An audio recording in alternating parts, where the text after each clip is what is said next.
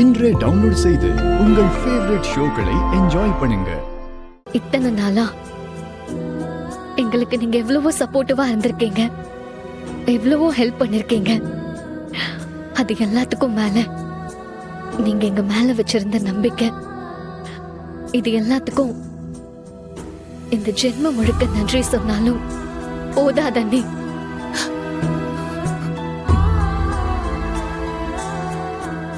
என்னடா இவ்ளோ பேசுறா, ஆனா வார்த்தைக்கு வார்த்தை இன்னும் என்ன அண்ணின்னு கூப்பிட்டு இருக்காளேன்னு பாக்குறீங்களா? நீங்க எங்களுக்கு கொடுத்த டைமுக்குள்ளதான் அண்ணே எங்களால உண்மையை ப்ரூவ் பண்ண முடியல. ஆனா உண்மை என்னைக்குமே பொய் ஆகாது.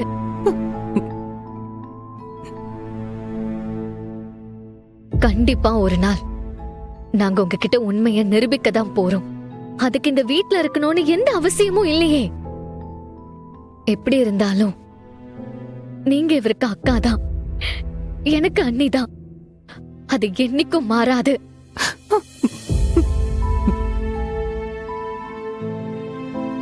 இந்த வீட்ல இருக்கிற ஒரு சிலருக்கு நாங்க இங்க இருக்கிறது பிடிக்கல. அதனாலதான் எங்களை இங்க இருந்து அனுப்புறதுலயே குறியா இருக்காங்க. ஆனா நீங்க அவங்க எல்லாரையும் சமாளிச்சுட்டு எங்களுக்கு கொடுத்த வாக்குக்காக எங்க மேல நம்பிக்கை வச்சு இத்தனை நாளா இந்த வீட்ல எங்களை தங்க வச்சிருந்தீங்க.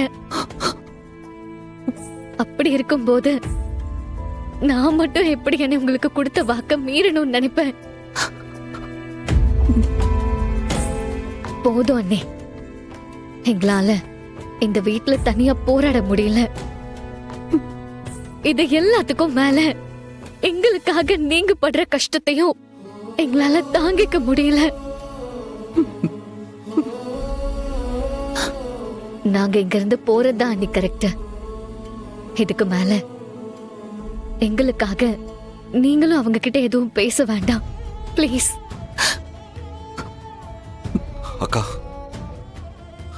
உங்களை ஒருத்தரையாச்சு இப்படி உரிமையோட முறை சொல்லி கூப்பிட முடியுதே, அதுக்கு காரணம் நீங்க என் மேல வச்சிருக்க அன்புதான் அக்கா. நான் இந்த குடும்பத்தை சேர்ந்தவனு ப்ரூவ் பண்றதெல்லாம் அப்புறம், ஆனா இது எல்லாத்துக்கும் முன்னாடி நான் உங்களை அக்காவா ஏத்துக்கிட்டேன்.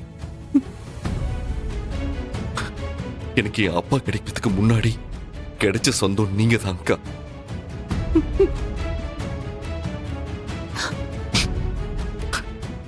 இந்த ஜென்மத்துக்கு இது எனக்கு போதும்க்கா, போதும். யாரு என் கூட இருந்தாலும் இல்லனாலும் கடைசி வரைக்கும் எனக்குன்னு நீங்க இருக்கணும்க்கா. எனக்கு என் அக்கா வேணும்க்கா.